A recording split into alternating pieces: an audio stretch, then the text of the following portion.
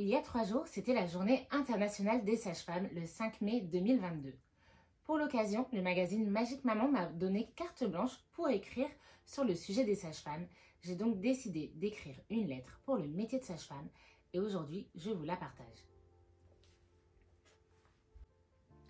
Cher métier, aujourd'hui j'ai envie de t'écrire et je sais que je peux tout te dire.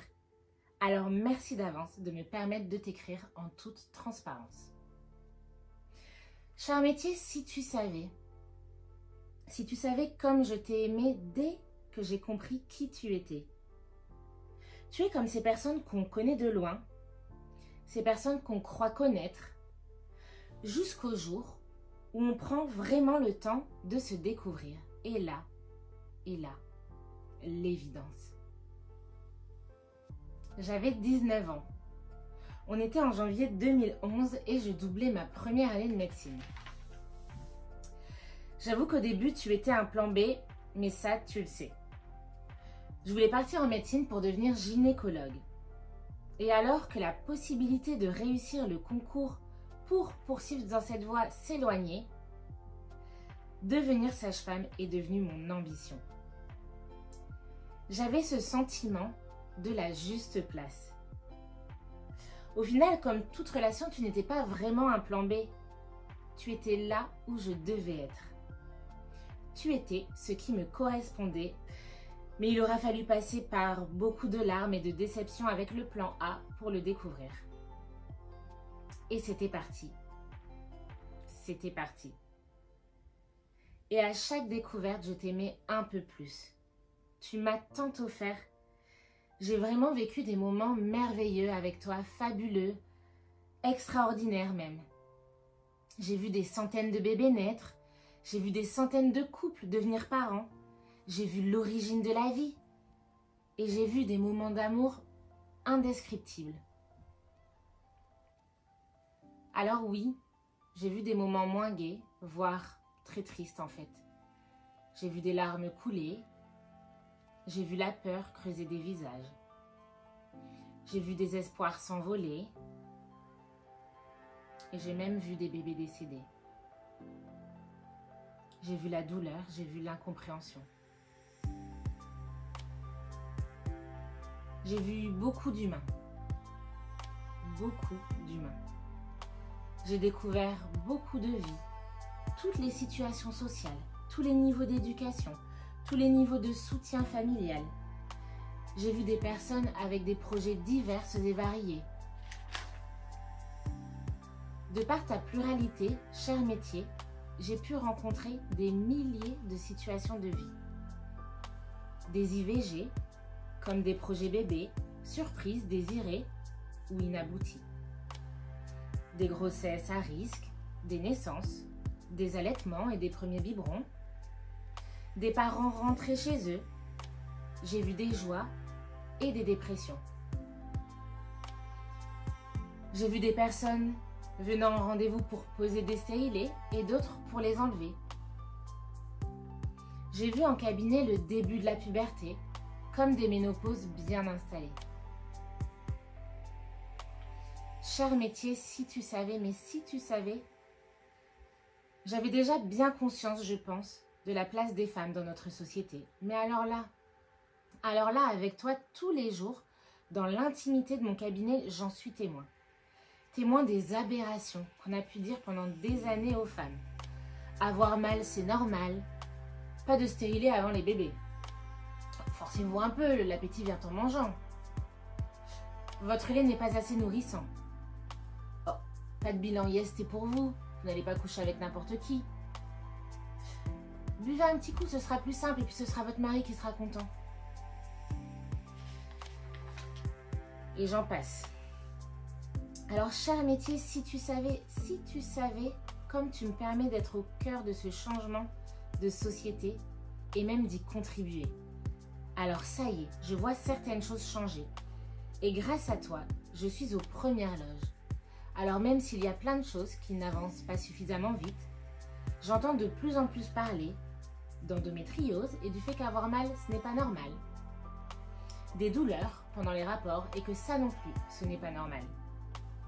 de tous les types de contraception, ainsi que celles dites masculines, de transsexualité, de transidentité, d'IVG, de non-désir d'enfant, de dépression du postpartum, des violences sexistes et sexuelles, mais également des violences gynécologiques et obstétricales. Alors, cher métier, merci de me permettre d'être au cœur de ces avancées et d'œuvrer chaque jour pour plus de visibilité.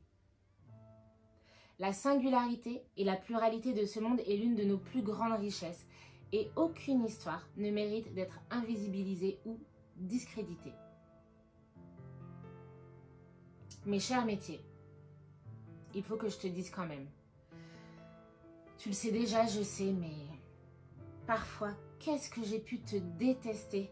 Je t'ai détesté durant des années d'études denses, des années d'études médicales, un grade master. Et pourquoi? Des responsabilités, mais pourquoi? Un salaire ni à la hauteur de nos responsabilités, ni de notre pénibilité. Tant d'apprentissage, mais pourquoi? Pour ne pas être ni connu, ni reconnu. Et là, je ne te parle pas d'ego. Si on prend l'exemple de la gynécologie, le simple fait qu'on ne connaisse pas les compétences des sages-femmes dans leur possibilité de faire du suivi gynécologique de prévention, alors qu'en ce moment sévit une pénurie de gynécologues, c'est ne pas permettre aux femmes d'avoir le choix. C'est un vrai problème de santé publique. Au final, ne pas considérer les sages-femmes, c'est ne pas considérer les femmes. Mais aussi, cher métier, si tu savais comme j'ai de la gratitude pour le nombre de sages-femmes que tu m'as fait rencontrer. Qu'elles soient hospitalières, libérales, en PMI, enseignantes, chercheuses, syndiquées, engagées, qu'elles soient diplômées d'avant ma naissance ou même pas encore.